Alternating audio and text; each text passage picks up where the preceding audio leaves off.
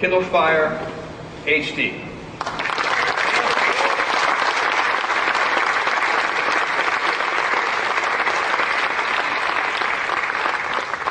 And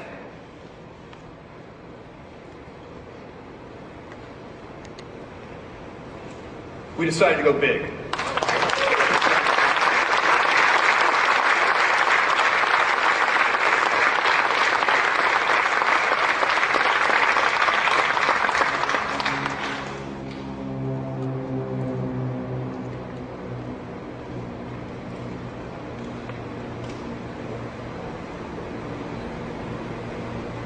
Our large display tablet is only 8.8 millimeters, weighs 20 ounces.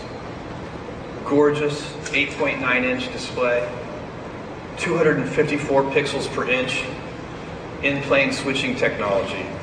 It's stunning. In-plane switching and very high resolution. If you want a really great display, those two things are only the beginning. You also need a great polarizing filter. We've got the advanced true wide polarizing filter. It's by far the best, and it makes a big difference. Is it a little more expensive? Yes.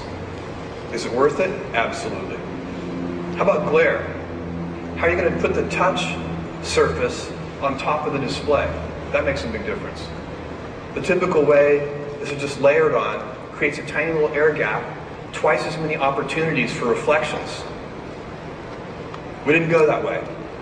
We laminated the touch sensor on top of the display. Is it more expensive? Yes. Is it worth it? Absolutely. Why? Because you get 25% less glare. You guys are going to get to see these displays a little later. You're going to see how good they are.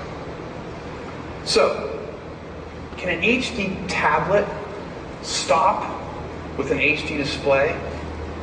No way. I'm going to tell you why. As soon as you go to HD, all the content gets big. Here's a game. It's almost 3 times the size in HD as it is in standard. Magazine, more than twice the size. Movie, 3 gigs versus 785 megabytes. So, when you put an HD display on a tablet, you have to make sure that the other subsystems on that tablet stay in proportion. You have to seek balance. You don't want to be that guy in the gym who overexercises one muscle group. Nobody likes this. This is what you want. Balance, proportion. It all has to work together cohesively. So besides a great high-definition display, what do you need? Well, you better start out with a great processor and a great graphics engine. That's what we did. The OMAP 4470,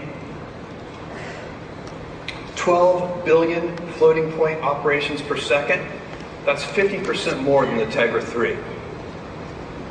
How about memory bandwidth? 7.5 gigabytes. That's 40% more than the Tegra 3. This, combined with great software integration, is what makes a device smooth and snappy. Okay, how about sound? If you're going to have this gorgeous display, don't you also want glorious sound to keep it in balance?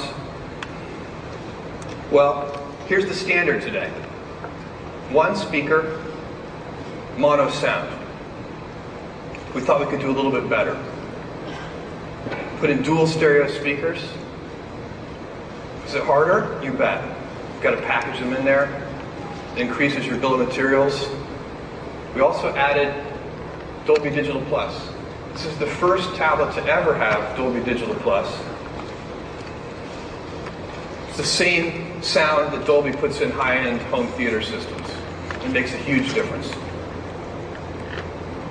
It's worth it. All right, what else needs to be kept in balance once you add an HD display? Well, has anybody ever seen this? Or maybe that? Nobody likes this. Nobody likes this. What does that mean? That means Wi-Fi matters. Wi-Fi is crucial on a tablet, and other tablet makers are not paying enough attention to Wi-Fi. They are not giving it the attention it deserves. The 2.4 gigahertz band is one of the many alphabet soupish things about Wi-Fi. A, B, G, N, 2.4, 5 gigahertz dual band, so on and so on. The 2.4 gigahertz band has been around 15 years, and it's gotten unbelievably crowded. Baby monitors, cordless phones, even microwave ovens operate in this band. And your neighbor's Wi-Fi access point does too. So you can add a second band, 5 gigahertz. It's newer, it's only a few years old, and it's much cleaner. This makes a big improvement. Thanks, John. Many fewer devices operate in this band. There's something else you can do if you're serious about Wi-Fi. You can add 2 antennas. 2 antennas make a big difference for a couple of reasons. The first is something called fading, and you've experienced it. Pull up to a stop sign in your car, and your AM/FM radio might fade out ever so slightly. And if you roll forward just 3 inches, literally, you can roll forward as little as 3 inches, the signal comes back. That's fading. Well, if you have 2 antennas, you don't need to roll your device forward. The software on the device can be smart enough to just select the antenna that's experiencing less fading. Makes a very big difference. There's another reason why 2 antennas is good. That's if you position them properly on the tablet, if your hand obscures one of the antennas and reduces its efficiency, the other antenna can take over. Okay. Those are all good, and they're all hard to do. There's one more that's really state-of-the-art. It's called MIMO. Now, radio would be much, much simpler if there were no objects in the world. And by objects, I mean walls, ceilings, refrigerators, cars. All of these things reflect the radio waves, and you get echoes that confuse the receiver. If you were in a mountain pass shouting at a friend 100 yards behind you, trying to convey a message, it's very difficult because of the echoes. You start shouting the message, and your own message starts stomping on itself.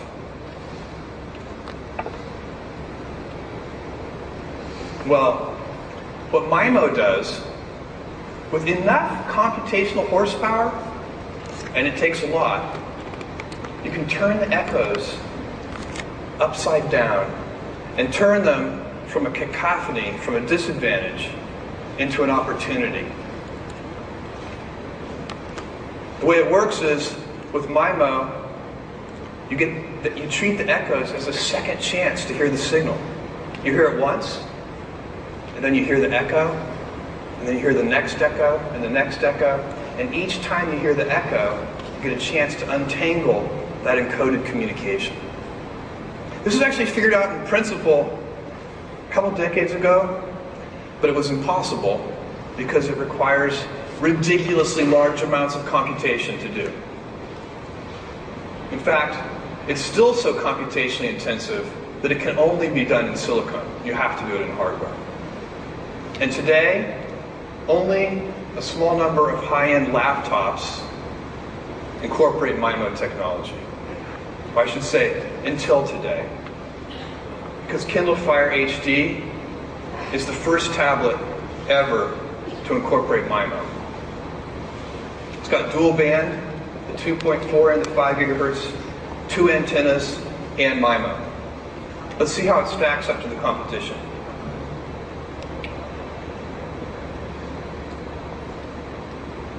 iPad has the 5 gigahertz band, but only has 1 antenna, no MIMO.